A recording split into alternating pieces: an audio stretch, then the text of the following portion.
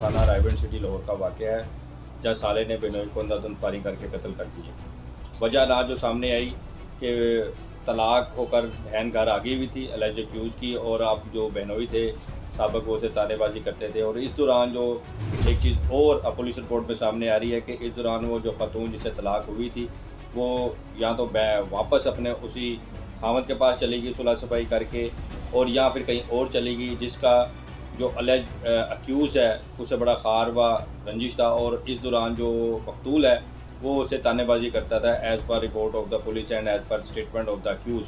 कहता है इस रंजिश गम और गुस्से में मैंने आकर बेनोई को कत्ल कर दिया कि वो मुझे तानेबाजी करता था, इश्ताल दिलाता था कि देखो मैंने इसी वजह से तुम्हारी बहन को तलाक दी और अब वो ना तुम्हारे पास है ना मेरे पास है, कहीं और जा चुकी है।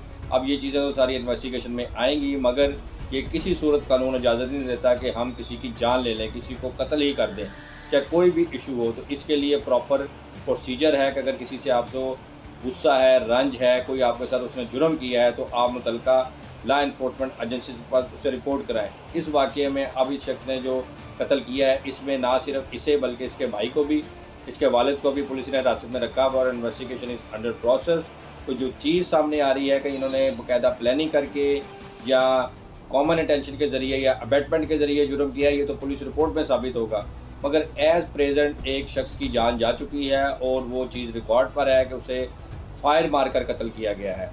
जो भी वजह हो, अब ये पुलिस रिपोर्ट में, पुलिस इन्वेस्टिगेशन में सामने चीज़ें आएंगी और फिर इसे प्रोसिक्यूशन ट्रायल करके हस्बे ज़ाब्ता सज़ा दिलाएगी। अब ये जो शख्स ने अक्यूज़ ने कत्ल किया है अपने बेनोई को, जो अब पुलिस इन्वेस्टिगेशन में आ रहा है, तो ख़ुद भी ये अपनी स्टेटमेंट रिकॉर्ड करवा रहा है और इसके साथ इसका भाई और वालिद भी प्रोसिक्यूट हो रहे हैं, अंडर इन्वेस्टिगेशन है। तो इसके लिए जितनी भी इस चीज़ की मजम्मत की जाए वो कम है कि हम माशरे में कानून को अपने हाथ में क्यों लेते हैं, कोई भी वजह हो। अब इसके दुनिया में कोई ऐसा वाक़या हो जाए तो उसको ना सिर्फ क्रिमिनोलॉजी में एनालिसिस किया जाता है बल्कि उसका साइकोलॉजिकल अफेक्ट्स को भी एवेल्यूएट किया जाता है कि इस शख्स की सोच क्या थी जिसने ये कत्ल किया, जिसने इतना बड़ा हौसला या ये अपने असाब को यहाँ तक ले गया कि इसने दूसरे शख्स की जान ही ले ली। और फिर उसका उठना बैठना किन लोगों में था, उसकी तालीम कितनी थी, उसके पास हुनर क्या था और उसकी सोचने की कैफियत क्या थी। और अब ये सारी चीज़ें जो दुनिया में एक इंसानी सोच को एवेल्यूएट करते हैं उसकी रोशनी में फिर ऐसी थ्योरी सामने आती हैं कि हम लोगों को किस किस्म का माहौल या माशरा दें जिसमें लोगों के सोचने समझने की सलाहियत वो मुस्बित हो, और कोई ऐसा जुर्म या कोई ऑफेंस होता देखें या वो करने का सोचें तो उसके वो मनफी पहलुओं को और दूसरे पहलुओं को भी पहले गौर करें। क्योंकि जब आप कोई जुर्म करते हैं और कहते हैं कि जी मुझे गुस्सा था, रंजिश थी, तैश था, तो इसका कानून में कोई प्ली नहीं है। आप वो जुर्म कर चुके हैं तो उसके लिए अब हस्बे ज़ाब्ता आपको सज़ा होनी है। तो आपसे जुड़े हुए जितने लिंक लोग हैं उनको भी उसी कष्ट से गुज़रना पड़ता है। तो अब ये जो बयानी है कि जी मेरे बहनोई साहब का जो था वो तानेबाजी करता था, इर्द गिर्द लोग इश्ताल कर दिलाते थे, ऐसी बातें फैली हुई थी इलाके में जिसकी गुस्से में आकर, जिससे तंग आकर मैंने ये कदम उठाया कुछ वक्त। तो क्या वो बातें होना रुक गई और क्या ये अब इस बात को और खुल के हाईलाइट नहीं हुआ? क्या वजह है कि कोई अभी तक वो जो मुतज़क्किरा खातून है उसका नहीं पता कि वो अपने साहब इस मकतूल के पास थी या कहीं और थी। अब ये पुलिस रिपोर्ट में सारी चीज़ें आएंगी। तो हमारे प्रोग्राम का मकसद ये है कि आप खुदारा कोई भी जुर्म करने से पहले 1000 बार सोचें कि इसके मनफी पहलू क्या हो सकते हैं। आप ही नहीं, आपके पूरे ख़ानदान को भी परेशानी आ सकती है। तो हमारे प्रोग्राम का मकसद सोसाइटी को बेहतर करना है और हम अपना रोल अदा कर रहे हैं। इसमें कानूनी निकात का तल्लक है तो ये इंटेंशनल मर्डर के अंदर पाकिस्तान पीनल कोड की दफ़ात के तहत FIR दर्ज हुई है थाना रायगढ़ सिटी लाहौर में, and prosecution investigation is under process. तो अब उसमें ये अक्यूज़्ड और उसका भाई और उसके वालिद साहब भी हिरासत में, और पुलिस इस पहलू से भी इन्वेस्टिगेशन कर रही है।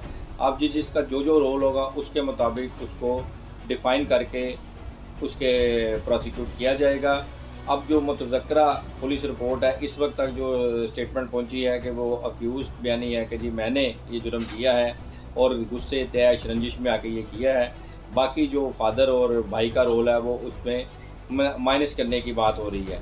लेकिन ये तो अब पुलिस के पास इख्तियार है कि वो अपनी फाइंडिंग्स क्या देती है, मेडिकल एविडेंस और दीगर डॉक्यूमेंट्री एविडेंस और अहले मोहल्ला के और जो नेक्सस के ज़रिए सामने आएगा तो फिर इन्वेस्टिगेशन ऑफिसर अपनी रिपोर्ट प्रोसिक्यूशन ब्रांच में जमा करवाएंगे और प्रोसिक्यूशन फिर उसको एवेल्यूएट करेगा कानूनी निकात की रोशनी में, और अगर वो समझे कि इन्वेस्टिगेशन में कहीं कोई कमी पेशी है तो वो वापस आईओ को प्रोसिक्यूशन ब्रांच फाइल वापस कर सकती है कि आप इस निकात के ऊपर जाकर भी इन्वेस्टिगेशन करें। और अगर प्रोसिक्यूशन ब्रांच उसे देखती है कि ये जी बिल्कुल इसमें कोई ऐसी कमी पेशी नहीं रही तो फिर वो उसे हस्ब ज़ाब्ता पास करके चलान को under section 173 concern court of law में जमा करवाती है, और कोर्ट ऑफ लॉ फिर तमाम गवाहों को, अक्यूज़ पार्टी को भी और कंप्लेनेंट पार्टी को भी मौका देती है सुनने का। फिर उन्हें बुलाया जाता है और उनके ऊपर क्रॉस एग्जामिनेशन होती है, और उसके बाद फिर जो कानून ने सारा अपने रास्ते को देखते हुए जज़ा सज़ा करना होता है। तो कत्ल की सज़ा जो C section 302 Pakistan penal code में जी सज़ाए मौत है, और अगर सज़ाए मौत नहीं हो सकती तो फिर उम्र कैद, और उम्र कैद नहीं हो सकती तो 25 साल तक कम से कम सज़ा है।